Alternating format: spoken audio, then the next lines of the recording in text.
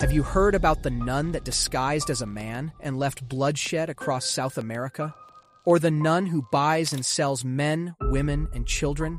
Be ready to embark on a chilling journey into the shadows of history, where the sacred collides with the sinister and witnesses the shocking acts of nuns throughout the ages. Today, we unveil the untold truths concealed within the silent walls of convents. Prepare yourselves for an unprecedented exploration as we go through the video. What you are about to witness will shake the very foundations of your belief.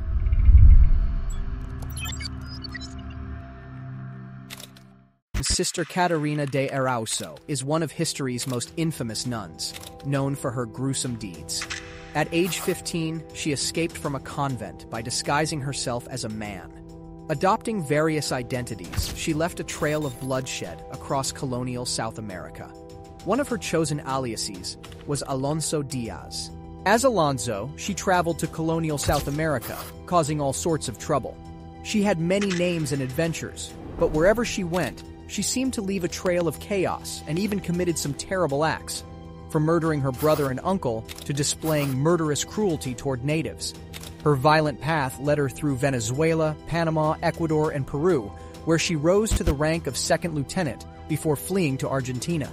Despite many murders, fake marriages, and jail time, she managed to seek clemency, but not without leaving a horrifying legacy of destruction in her wake. When she reached Peru, rumors of a fearsome figure known only as the stab-happy Lieutenant Nun began to spread like wildfire. Tales of her malevolent exploits terrified even the bravest souls who dared not cross her path. Despite the growing body count and the horrors she inflicted upon others, Sister Katarina displayed a remarkable ability to evade capture. Her quick wit and mastery of deception allowed her to slip through the fingers of the law, time and time again, leaving authorities frustrated and powerless. Behind prison bars, stripped of her freedom and power, the infamous nun faced her darkest demons. Regret and remorse gnawed at her conscience as she confronted the devastation she had wrought. A tortured soul now haunted by the echoes of her monstrous past. Today, Sister Katarina's tale serves as a harrowing reminder of human psyche horrors. A chilling legacy in history warns of darkness even among those who appear virtuous. Brace yourself for the next bone-chilling case.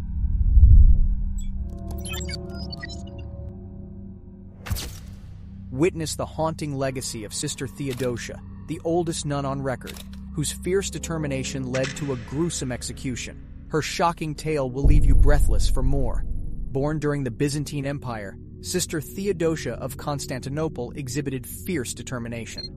After her parents' death, she joined the sacred sisterhood at the monastery of Holy Martyr Anastasia, where she led a life of prayer, contemplation, and service. She devoted her days to her beliefs, finding strength in the teachings she embraced. But as peaceful as her life seemed, trouble was brewing in the empire. Emperor Leo III issued a decree called Byzantine Iconoclasm, which aimed to destroy Christian monuments. It was a hard time, and Theodosia and her fellow nuns faced a difficult choice. One fateful day, the emperor's orders reached the walls of their monastery. Theodosia and the other nuns received orders to take down an image of Jesus, which the authorities had placed outside the great palace of Constantinople. The capital's patriarch obeyed the emperor's command and instructed the church to comply. When ordered to remove an image of Jesus, she took matters into her own hands. "I cannot," she said, her voice steady, yet laced with apprehension. The officer's expression hardened and he insisted, "You must obey the emperor's command. Failure to comply will have severe consequences." Gathering her courage, Theodosia replied, "I cannot betray my faith. This image is sacred to us, and I cannot remove it." Enraged by her defiance, the officer attempted to seize the ladder to carry out the emperor's decree. But in a moment of desperation, Theodosia acted on her convictions. With trembling hands, she shook the ladder with all her might, causing the officer to lose his balance and fall to the ground below. In some accounts, she killed a second officer with a mere rock. Sister Theodosia's dedication to her beliefs led to a gruesome execution.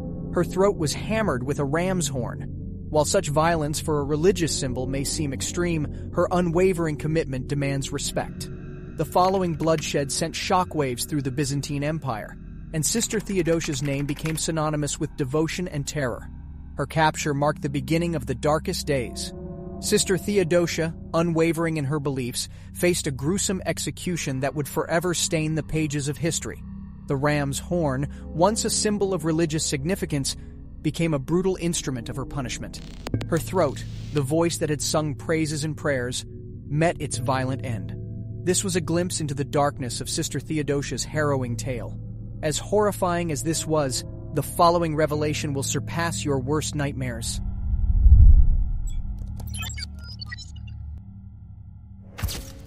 Enter the eerie realm of the nun who has no mercy, where hidden horrors and unimaginable sins live within the dark walls of their ominous convents, sending shivers down your spine. In this story, we will now venture into the haunting halls of Nazareth House, a Gothic mansion that once housed an orphanage, where the echoes of children banging their heads against the dormitories still linger, haunting those like Fred Aitken, who spent their childhood within these eerie walls.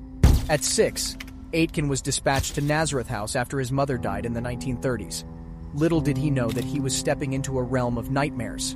Within the confines of Nazareth House, the Sisters of No Mercy unleashed a regime of brutality. For the innocent children under their care, beatings were an everyday occurrence. Sleep was a rare luxury for the children. The nuns checked for bedwetters, and any found were subjected to brutal beatings. Fred remembered a harrowing incident where a little girl was held out of the window by her ankles as punishment. Seeing such violence left a lasting scar on young Fred's heart. The sisters showed no mercy as they dragged the frightened girl from bed. With cold, unforgiving eyes, they held her out of the window by her ankles as punishment, the girl's cries for help echoing through the night. Fred's young heart pounded in terror as he watched this horrifying spectacle unfold. He knew then that any sign of weakness or vulnerability would be met with brutal beatings. But the abuse didn't stop there. The sisters had no hesitation about publicly humiliating the children, making them stand before the others and subjecting them to shame and ridicule for their mistakes. They believed in making the children work hard as punishment, forcing them into exhausting tasks like scrubbing floors, doing laundry, and working in the kitchen. Emotional manipulation was also a weapon of choice for the sisters. They instilled a deep sense of shame and worthlessness in the children, making them believe they were inherently evil and undeserving of love and care. The nuns imposed strict rules of silence, creating an atmosphere of loneliness and isolation that further reinforced the children's helplessness and despair. As he grew older, Fred couldn't bear the torment any longer and tried to run away many times, but the nuns always caught him and sent him to other institutions for delinquents. He wandered the streets, seeking warmth and comfort wherever he could find it until he joined the military. The military treated him with kindness and respect. For the first time, Fred felt like a valued human being, not just an unwanted child. Still, the memories of Nazareth House haunted him, and he decided to seek help from a doctor. The doctor didn't believe him and dismissed his pain as mere fantasies. Fred Aitken, now 70, is still haunted by the echoes of children's heads banging against dormitory walls. Witnessing relentless beatings and violent degradation of his fellow inmates became his tragic reality. Hidden away for years, the memories came rushing back when he revisited his former home. The evidence he discovered in his old bedroom proved the veracity of his claims. Seeking help in his 30s, he faced disbelief from those in authority. But solidarity emerged as other Nazareth House survivors shared their experiences. As more survivors speak out, the Sisters of Nazareth find themselves the subject of an international campaign to seek justice for the regime of violence they inflicted. Sister Alfonso, now known as Marie Docherty, was convicted of cruel and unnatural treatment in a symbolic trial. But the fight for justice is far from over. Over 500 people are joining a civil action against the Sisters of Nazareth and Charity of St. Vincent de Paul. The survivors' bravery in confronting their tormentors challenges the notion that the sins of the past can remain hidden forever. Their quest for answers and closure forces us to confront the harrowing reality that sometimes even the sacred can become tainted by unspeakable cruelty. This was a glimpse into the darkness. The next revelation will take you deeper into horror. In a spine-chilling tale that will grip your soul, the dark shadows of a harrowing secret tormented Kate Finnegan for half a century. The horrifying truth of the sexual abuse she suffered at the hands of her Catholic clergy educator, Sister Mary Juanita Bartow. The line from Scripture, "God is love," took on a sinister meaning as it was whispered to Kate while she was subjected to unimaginable sexual abuse in the classrooms of Mater Christi High School in Queens during the late 1960s. The nightmare began when Kate was 15 and continued throughout high school. Sister Mary Juanita's obsessive hold extended beyond the school walls to school buses, out-of-town sporting events, and religious retreats, and even Kate's childhood home in Woodside and a Long Island convent. The young girl was trapped in a suffocating web spun by the person who was supposed to be her spiritual guide. Kate struggled to share her harrowing story for decades, only to be met with deafening silence and indifference. It was an era when victims of such unspeakable acts dared not speak out, but revelations surfaced about some nuns being abused by priests and exploited as sex slaves. A dark and disturbing phenomenon began to emerge: the sinister reality of sexual abuse by nuns. With survivors coming forward, they are determined to expose the truth and seek justice. Advocacy groups are witnessing an influx of people, before silenced by shame, revealing their painful ordeals of physical and sexual abuse at the hands of nuns. The battle for justice is far from over, but with recent changes in legislation offering new opportunities for survivors to come forward, Kate Finnegan and countless others hope to reclaim their lives and heal the scars left behind by the darkness that once held them captive. As disturbing as this was, the following revelation will leave you paralyzed with fear.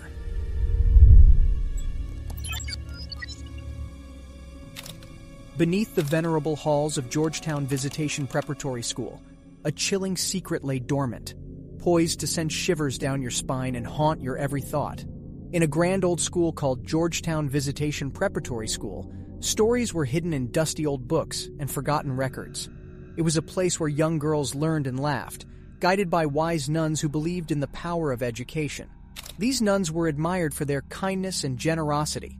They taught not the wealthy, but also the poor. They even opened a particular school on Saturdays for those eager to learn. One extraordinary thing about them was their willingness to teach even enslaved children, even when they were forbidden to read or write. But behind the veil of goodness was a dark secret that had been concealed for far too long. Those very nuns who championed free education had a hidden side.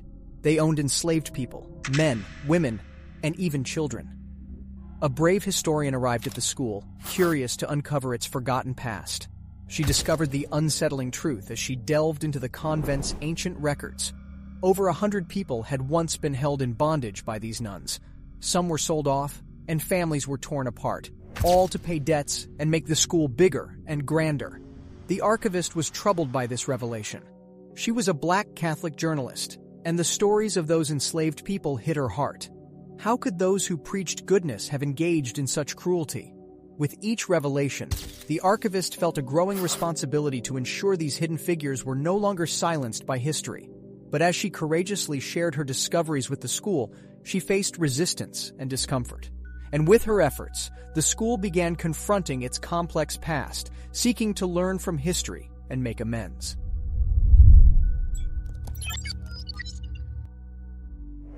In the quiet town of Herzberg, Germany, Doris Wagner sits down for an interview about her painful past within the Catholic Church. As she begins to speak, memories from her younger years flood her mind, taking her back to when she was 19, eager to find her place in the world. "I joined a religious community in Germany," she recalls. "I believed it was my calling, a way to serve God and find purpose in my life." But as Doris immersed herself in the community, she was in a web of spiritual abuse. Her freedom of thought was curtailed, and she was expected to conform without question. "I felt like I couldn't think for myself or develop my relationship with God," she explains, the pain evident in her eyes. Yet, this was only the beginning. As she moved on to work as a librarian in Rome, she caught the attention of the male superior of the house. Fear gripped her heart as he started visiting her in the library. Terrified of what to do, she confided in her female superior, hoping for understanding and support. "I approached her, hoping she would believe me and help me," Doris recounts. But instead, she dismissed my concerns and blamed me for the situation. I couldn't believe it. Trapped by shame to protect the church's reputation, Doris remained silent. It was not until 2010, when she saw headlines about sexual abuse within the church, that something within her shifted. "I realized I needed to speak up. I needed to share my story as a survivor," she says, her voice growing stronger with determination. It was time to break the silence and stand up for myself and others who may have endured the same. However, as she mustered the courage to speak out, she faced resistance and denial from the community she had once trusted. It was painful to be met with such disbelief and unwillingness to acknowledge the truth, she recalls, her voice tinged with sorrow. Doris reflects on the unequal power dynamics that exist within the Catholic Church. She points out how the positions of authority held by men and the expectations for women to serve and submit can create an environment where abuse can thrive. The Church needs to address this issue head-on, she insists. Acknowledgement is the first step. We need concrete plans to hold perpetrators accountable and support survivors. With each word she utters, Doris's bravery shines through. Her story is a powerful reminder of the importance of breaking the silence against injustice and advocating for change within the Church. As the interview concludes, Doris's courage leaves a lasting impression, a beacon of hope for justice and healing for all those who have suffered in silence within the shadows of the Catholic Church.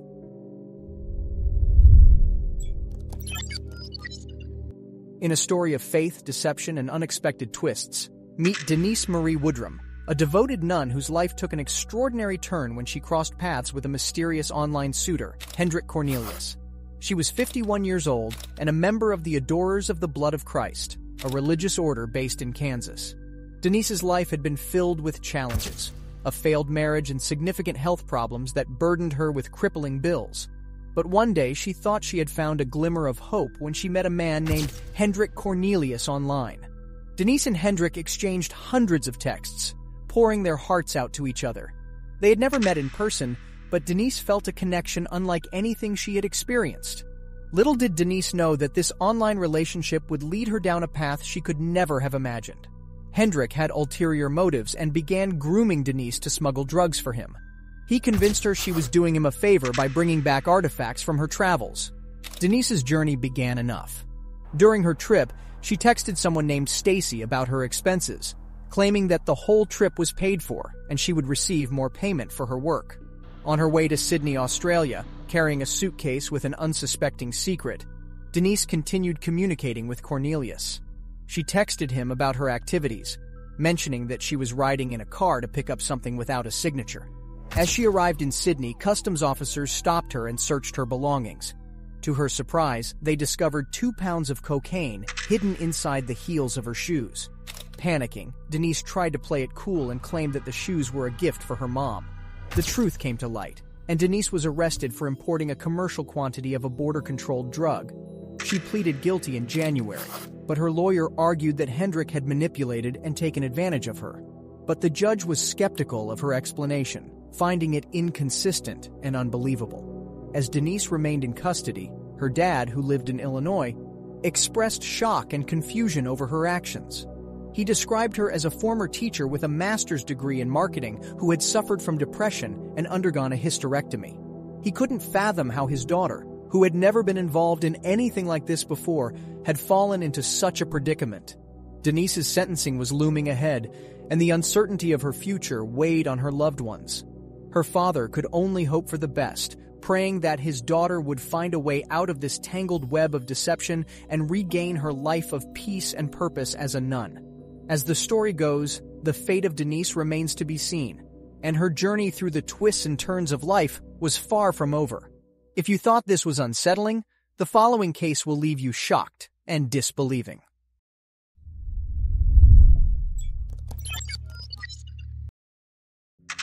In the charming countryside of Ireland, there lived a young girl named Mary. It was the year 1950 when, at the tender age of 15, she decided to enter a convent with hope in her heart and a firm belief that she was destined for a higher purpose. Mary embarked on a journey to shape her life for the next 3 decades. Mary and 5 other nuns and former nuns spoke about their experiences.